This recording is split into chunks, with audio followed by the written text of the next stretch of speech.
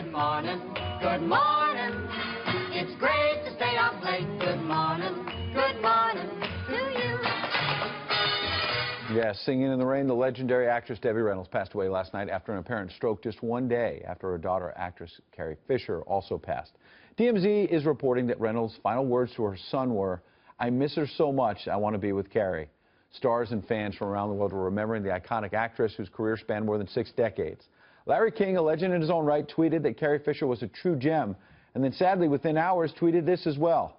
Debbie Reynolds was pure class. She was loving, talented, beautiful, unsinkable. I feel sorry for anyone who never got a chance to meet her. Larry, host of the Emmy-nominated Larry King Now, and Politicking with Larry King on Aura.tv joins us now. Great to see you, Larry.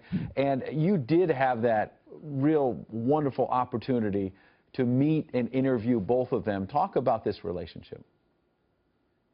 Well, they were very, very close. Debbie was close with her children. She was, by the way, she was a sensational entertainer. If you saw her films, you know how well she could sing and act. But if you never saw her nightclub act, you missed one of the best nightclub shows ever. She did it for an hour and a half. She was a great impressionist. She was hysterically funny. She was wonderful to be around. Speaking of her and her daughter, she denied that Postcards from the Edge that Carrie wrote and that Meryl Streep supposedly played Carrie and Shirley MacLaine played Debbie. Debbie said that was not about her, and she didn't want to see the movie at all. Yeah. But she had a great relationship with Carrie. They were very close. Carrie was a chip off the old block in her sense of humor. Yeah. She was a little naughtier than her mother.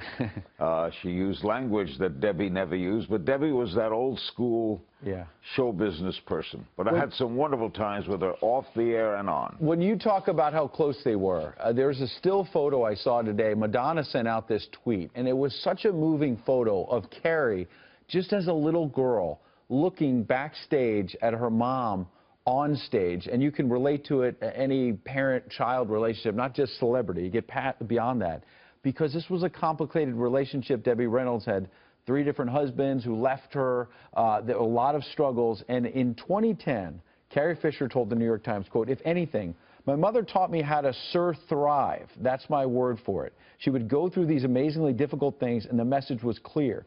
Doing the impossible is possible. It's just not fun." She broke her ankle one night during a performance and went back on stage and sang Tammy with her foot in a bucket of ice, Larry. Yeah. I'll tell you some other things. She had that great sense of humor carried through. She had 2 great tragedies. Eddie Fisher left her for Elizabeth Taylor. Later, she and Elizabeth became very friendly. I interviewed Elizabeth and talked about it. Elizabeth had a nickname for Eddie Fisher. She called him Harry Hunter. She would never say his name. She would call him Harry Hunter. And she and Elizabeth put all that aside, and years later, they became friends. In fact, we're in a movie.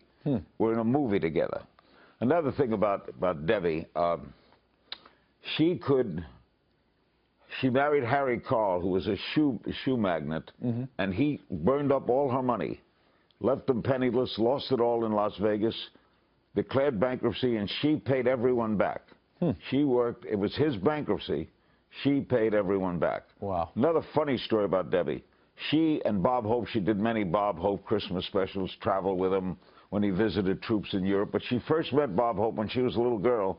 She lived in the valley near Bob Hope and sold him Girl Scout cookies. And later in life, she would continue to come to his house and sell him Girl Scout cookies. That's great. She also would write out jokes. She'd write out jokes, attach it to a rock, and throw it on the lawn.